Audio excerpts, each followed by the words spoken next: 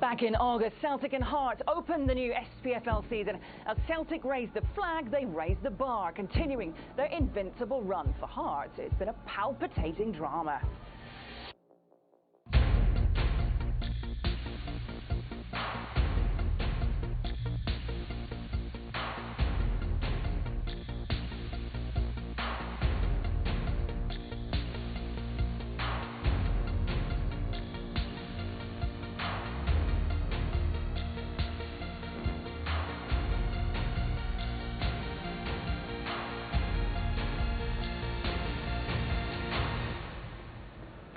In recent weeks, they've been in more stable condition. They're back home, they've rallied well in consecutive victories. They now sit in the top half of the table. But are they strong enough to take on the rampant Hoops? A warm welcome to Tynecastle Park for this Ladbrokes SPFL fixture. It's the champions who arrive in Edinburgh today, hoping to continue a 100% success record under Brendan Rodgers. Celtic's lead at the top, well, that was cut yesterday with Aberdeen beating Hibs, and of course a Hearts victory today would put them just a win away from their Edinburgh rivals. Well, here it has been something old, something new, something borrowed and something, well, maroon. It's been quite the frustrating season watching Hearts, but they could really take something from trying to stop the Invincibles, who seem to be the unbreakables in their tracks. Right, let's get straight to it. Gents in the studio, going to start with Chris Boyd, summing up what Craig Levein has done and his achievements since returning to football here.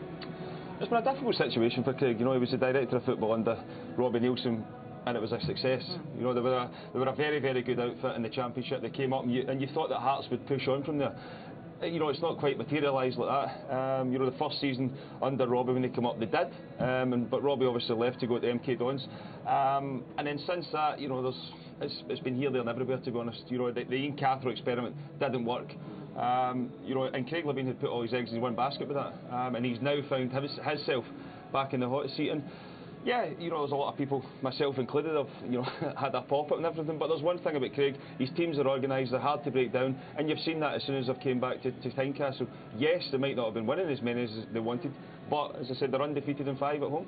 Bearing in mind that the season that they've had, Chris Commons, what would bring a smile to the faces of the fans here? Well, a win would certainly lift the spirits here, but just picking up on what Chris said there, they have been pretty hard to beat. I mean, I think there's only Celtic in the league that's kept more clean sheets than them. It's been to get the ball in the back of the net. That's been the main problem. I think they've only scored 17 goals this season, which is a real worry. And when you're coming up against a Celtic team that doesn't really concede many goals, it's going to be a tough test for Hearts today. Right, well, let's show you how these two sides line up this afternoon. Craig Levein has made 7 changes from Tuesday's win here against Dundee. McLaughlin Randall, Captain Bear and Prince Bauban retain their places. Jamie Brandon, he's back from suspension at the back up front. There's Carl Lafferty and a start for teenager as well, Harry Cochrane. As for Celtic, main news is that Lee Griffiths makes a start. He's a boyhood Hibs fan, of course. He's one of Rodgers' 4 changes. Also coming into the side, Lustig, Simunovic, Tierney, with Aya, Bitten, Edouard and Armstrong all dropping out of the side that beat Hamilton midweek. I don't know if we were expecting as many changes for Craig Levein. Is that a worry or a concern, or are the positives to be drawn from that? There's a few of them being forced on him. You know, Suter's obviously suspended. He'll be a big miss, I think, you know, because him and Berra have been, you know, pretty rock solid at the back for Hearts this season. You at least know what you're going to get. So there'll be a big onus on whoever goes in there at centre half. There's a Smith from the full-back area tucking in there. We don't know. We'll need to wait and see once the game kicks off. But you know, there's definitely a big onus on Christophe Berra today. Yes, he's a captain. He's played every game this season, and he's not going to get a bigger challenge than this.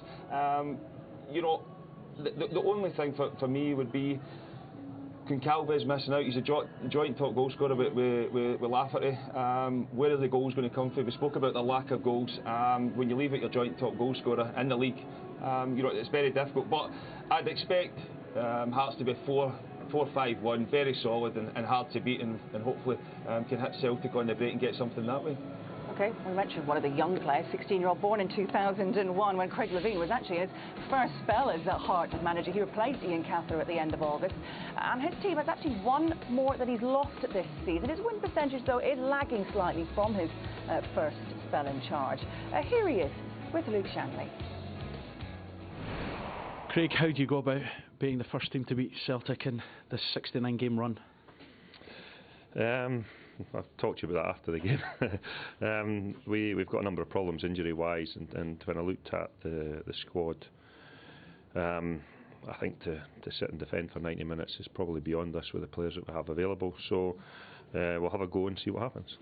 You mentioned about the youngsters and whether to chuck them in or not. Harry Cochrane does start. How confident are you that he'll be able to rise to the occasion? Yeah, it's a stretch, but yeah, he's certainly not let us down so far. Lewis Moore, unfortunately, has got a calf strain which he picked up at the game during the week there. So I mean, he's toiling a little bit, which is unfortunate because he'd been doing particularly well. I just felt Anthony had played for 90 minutes the other night, and I thought it was quite a big step. He's been out for a fair period of time this year with injury, so I thought it was a big step to throw him in again today. So yeah, I mean, I've been pleased with him, but Harry's the only one that's starting today. Are you pleased in terms of the form now? A couple of wins back at Tynecastle as well. How beneficial has that been? We're slowly getting there.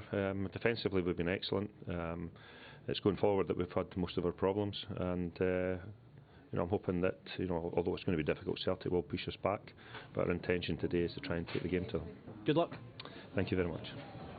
Well, Craig Levein has given senior debuts to 4 teenagers throughout the season so far. How positive is this, actually? He has been thrown into making these decisions, but to see the youth and the development coming through and really pushing through this squad. Well, there's one thing about Hearts over the years. You know, you go right back to the 80s, you know, they put Gary Mackay in, they put John Robertson in, you then go into the 90s, Gary Naismith, Gary Locke, the 90s, Craig Gordon, you know, Lee Wallace, and then even recently as well, you know, there's Jamie McDonald as well, there's another one. You know, Hearts have always been a club who have relied on youth coming through, and they've got a very, very good youth structure in place there that gives them the opportunity to do this. So, yes, it can be difficult sometimes, but, you know, these young guys, there's what the ones who are involved today, you know, it's a great occasion to play against Celtic in your home patch, working ever so hard behind the scenes to get the opportunity to do that. You know, as we say, Craig has been probably forced to put a lot of them in because of injuries and what's going on round about Tynecastle right now. But you know, if they weren't good enough, they wouldn't. You know, he would turn to somebody else. The other thing for me with Hearts of Youth, you know, a lot of teams don't do it. They get their youngsters out until the first division, the second division. They get them out and they get them first team experience at a lower level. So that's a positive as well. As for Harry Cochrane, his comments, he's played 7 first-team games already. He has faced the likes of Hibs and Rangers. How much of a step up will this challenge be? Yeah, this will be his biggest test. I think after the game, Craig Levein admitted that he should have started this game against Hibernian, and he thought he made a difference when he came on. And he's clearly got more to his game than just tackling, getting his head up and making short passes. He does like to break forward, he's got a change of pace, he looks to try and get goals as well. So he's one of the very few all-round midfielders. But for me, we watched him against Rangers at this stadium here, and I was disappointed. I thought he gave the ball away cheaply. He looked a little bit out of his depth. So if that's in his mind in a game like today, it's going to be a real big test. It's really important in that midfield zone that they do keep the ball, as Chris spoke about there. You know, when it does go away. But you know, McDonald here as well. You know, he's a young guy who came in on Tuesday night and done ever so well. You know, yes, he's unfortunate to miss out today, but it is a big ask to go for 90 minutes on Tuesday. And as you know, as Craig touched upon there in his interview, but you know, he set up the goal during the week, and you can see, you know, the amount of positive balls he's put in the box here.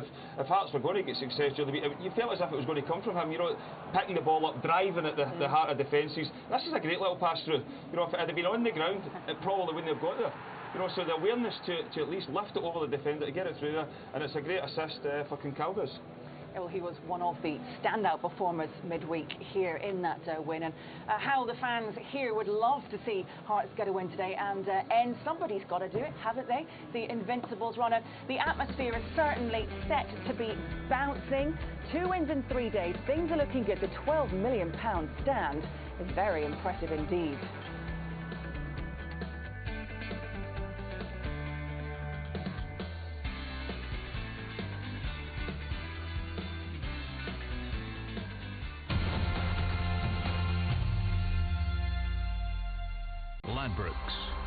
Managerial career in the Premiership against Hearts. He's won all 5 of his encounters in what have been very memorable games.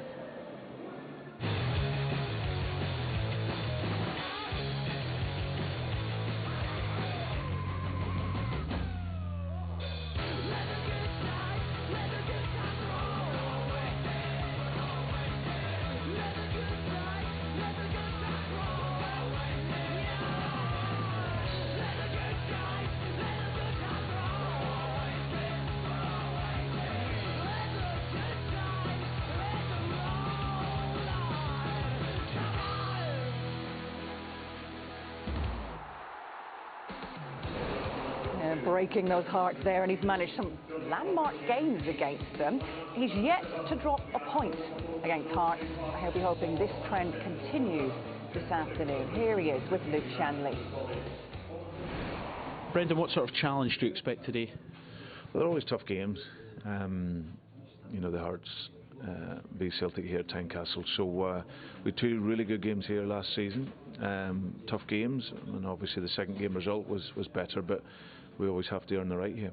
They were landmarks for you. You could make another landmark today, the club going 70 unbeaten potentially. What would that say, and what sort of an achievement would that be? Well, of course, it's amazing level of consistency by the players, and epitomises, I suppose, what they've been doing every single day, not just in the game. So, but really, our thoughts are just on getting 3 points in the game, and then whatever the consequence of that is, then we'll accept that. Lee Griffiths is back in today. It's his second start in 11 games. Do you expect a motivated Lee Griffiths out to prove a point that he should be in the team all the time? Listen, I think all the players are always having to prove that they can play and be in the team. I think you have to consider the number of games that we have, and I think what we've done in this last couple of months is we've gained a young striker and young Hodgson who's stepped up. Now he's settled in, and he's been absolutely brilliant. So, but what we now have is 3 really hungry strikers who can then come in, and they know when they come in they've got to perform to stay in the team, and that's firstly defensively, and then obviously if they can get the goals, then great. Good luck. Pleasure, thank you. Yeah, real battle for places. The competition there is quite exciting. Maybe not so if you are Lee Griffiths, but why do you think he has brought him in for this game? I think it's a perfect game to bring Lee Griffiths in. Obviously with his Hibs connection, it's an ideal game for him to go out there and prove Brendan wrong, that he should be starting every single week. And listen, Lee would love to play every single game, but the fact of the matter is he's playing in a really good Celtic team, which Brendan can rotate, and the people that come in are just as good. So it's a difficult one, but a game that will thrive on this sort of atmosphere. So I'm expecting a big performance from him. He always seems to do well against Hearts as well. You know, I think he's 4 goals these last 4 games against them. So, you know, as a striker, you always get teams where you seem to score against, and you know, Hearts is one of those ones for Lee. So he'll be looking forward to this. Yes, he'll get stick, but you know, Lee Griffiths is somebody who thrives on the stick from the home fans, and I wouldn't be surprised if he finds the net today again. Okay, right. Let's bring you some more stats, impressive stats, on a man who also made his Premiership debut in this fixture as a sub last August. Celtic's top scorer, Scott Sinclair, has 15 goals this season, 8 in the league, and against Hearts, he scored 7 goals in his 5 winning appearances. Sinclair waiting! That's the way to announce your arrival! I think that's where it all started. Just the fact that I wasn't sort of expecting to play or even get on the pitch, and to celebrate with the fans, it was special. I do like playing there, and hopefully this can be another special occasion. And diverted into Edouard's path. He doesn't score, but Scott Sinclair does. Well, I've got a lot of criticism at the moment about saying I'm off form, but I think I've scored 15 goals and 11 assists so far, so if that's out of form, I don't know what is in form. But at the same time, I think when you do pick up all these gongs and these are personal awards, that comes with expectation. And you know, I'm happy with that. I'll never shy away from pressure. I think for me it's just to keep going, working hard, and not really let any sort of criticism or anything stop me in my tracks to keep doing what I'm doing. And has there been a bit of criticism on him, do you think? Yeah, of course. Obviously, he's well aware of it. You know, you don't have to go too far without listening to a few rumbles in the crowd. You see what's on social media, and like what Scott Sinclair said there, it's the expectation. He came into the club and hit the ground running. It was absolutely sensational, scoring goals, creating goals. It was a breath of fresh air, and it took Celtic to the next level in terms of attacking. But now, because he's not doing it every time he gets the ball, people start asking a few questions, and I think it's very unjust because, like I said, the stats that he's still hitting, goals and assists, that's his job. He's ticking all the boxes, what he's being asked to do. But people in the stands, people that are putting him on this pedestal of excellence, require it every single time he gets the ball. And you know, me and Chris was at the game at Easter Road when we thought, you know, his first 45 minutes didn't really look sharp. He weren't direct. He looked lacking confidence, laying the ball off very simple. Then second half comes out of block, scores. goals. And it's just because of the way he's been, you know, from last season, and then even the start of this season, you know, he was scoring goals right away, and then he had that wee dull patch there where he never really. But it's because he's somebody who gets, you know, the fans off their seats, and a lot of times he would just take the easy option and pass it back. And then, you know, at Easter Road that day we had said, can you go in behind? Can you just run away from the defender? You know, he done that at the start of the second half. Then he goes and gets a couple of goals off the back of it. So, you know, from a football fan point of view, that's what you want to see. You want somebody who's going to run away from somebody who's going to go on the ball, get you off the edge of your seat, and Scott Sinclair definitely does that. Yeah, and of course, players like him and others, very, very key, as you mentioned, squad rotation and the competition for places when these games come thick and fast as well. I think also Scott Sinclair, his form has been maybe criticised a lot, but I think a lot is because of James Forrest this season. Yeah. Because James Forrest has been the one who has stepped up to the mark. You know, I think he's on 49 goals for Celtic so far. If he scores today, it's his 50th goal. That's another landmark for him. You know, it's a great achievement for somebody who, you know, even in his early stages of his career was criticised for not being, you know, where he was going to go and what he was going to do with his Celtic career. But he's knuckled down under Brendan Rodgers. He's another one who's took his game to another level. And I think a lot of the criticism that Scott Sinclair has had this season has been because James Forrest has done so well. It's not like Scott's playing bad. He's not doing, you know, he's not making mistakes. It's just not perhaps getting you on the edge of your seat, what he did last year. But look, he's still scoring goals. He's still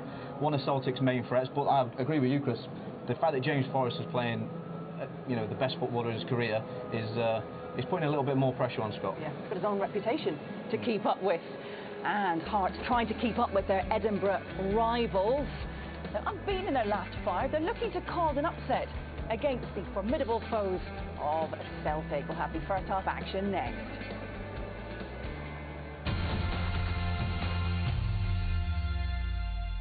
Ladbrokes.